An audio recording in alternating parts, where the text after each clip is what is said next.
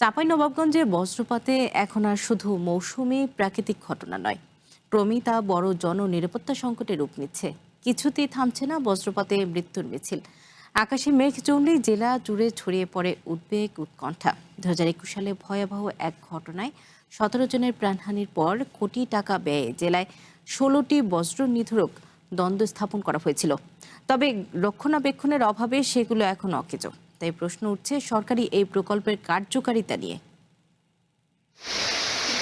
2021 সালের 4 আগস্ট চাঁপাইনবাবগঞ্জ সদর উপজেলার নারায়ণপুরে এক লহমায় বজ্রপাতে প্রাণ হারান 17 জন। সেই ট্র্যাজেডির পর নড়েচড়ে বসে সরকার। বজ্রপাত থেকে সুরক্ষায় 2.5 থেকে 8 লাখ টাকা মূল্যের 16টি আধুনিক বজ্র নিরোধক দণ্ড স্থাপন করা হয় জেলা জুড়ে। কিন্তু কোটি টাকার সেই প্রকল্প এখন কেবলই স্মৃতি। কার্যকারিতা হারিয়ে অকেজো হয়ে পড়ে আছে দণ্ডগুলো।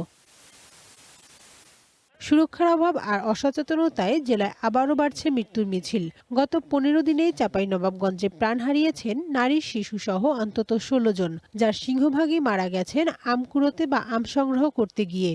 একটু মেঘ বা বৃষ্টি হলে আমরা আতঙ্কে থাকি। যারা সাধারণ মানুষ আছি তারা মেঘ উঠলে ওরা বাইরে বের হতে পারছি না। গত 3 জুন সদর, শিবগঞ্জ ও নাচলে প্রাণ হারায় 6 জন, আর সর্বশেষ 15 জুন শিবগঞ্জে ফুটবল খেলার সময় বজ্রপাতে প্রাণ যায় এক কিশোরের। নিহতদের পরিবারে এখন চলছে শোকের মাতম। বজ্রপাত নিরোধক যে মেশিন সেটি বসানো হয়েছিল, তারপর সেটি তত্ত্বাবধানে এখন কি অবস্থা সেটা সবারই অজানা। সরকারি অফিস আদালত সহ বিভিন্ন প্রতিষ্ঠানে বজ্র নিয়ন্ত্রক থাকলেও এর যথাযথ ব্যবহার খুব একটা নাই। কোটি টাকার এই প্রকল্প যে পুরোপুরি অকেজো তার প্রমাণ মিলল খোদ চাঁপাইনবাবগঞ্জ সদর উপজেলা সমাজসেবা কর্মকর্তার কার্যালয়। অফিসের ঠিক সামনেই বসানো আছে বজ্র নিরোধক দণ্ড, অথচ গত 15 জুনের বজ্রপাতে কার্যালয়ের মূল্যবান কম্পিউটার ও ফটোকপি মেশিন পুড়ে ছাই হয়ে গেছে। বজ্রপাতের ফলে আমাদের অফিস সহ বেশ কিছু অফিসে বেশ কিছু ইলেকট্রনিক যন্ত্রপাতি ক্ষতিগ্রস্ত হয়।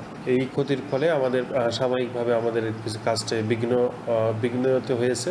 অব্যবস্থাপনা নিয়ে কথা বলতে রাজি হননি জেলা প্রশাসক, আর উপজেলা প্রকল্প বাস্তবায়ন কর্মকর্তা জানালেন সচেতনতা বৃদ্ধি ও নতুন দণ্ড স্থাপনের চাহিদার কথা। সারা বাংলাদেশের মতোই চাঁপাইনবাবগঞ্জে বজ্রপাত বৃদ্ধি পেয়েছে। সচেতনতা বৃদ্ধির জন্য আমরা যে বিভিন্ন ইউনিয়নে মাইকিং করার জন্য আমরা যে ব্যবস্থা গ্রহণ করেছি। তবে বিশেষজ্ঞরা বলছেন শুধু যান্ত্রিক সমাধানই শেষ কথা নয়, প্রয়োজন দীর্ঘমেয়াদী ও প্রাকৃতিক সুরক্ষার ব্যবস্থা।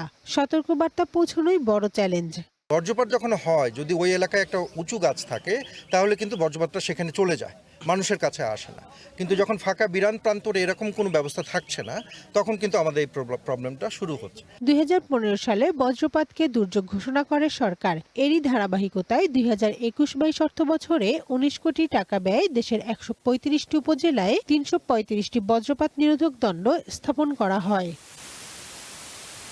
One national desk.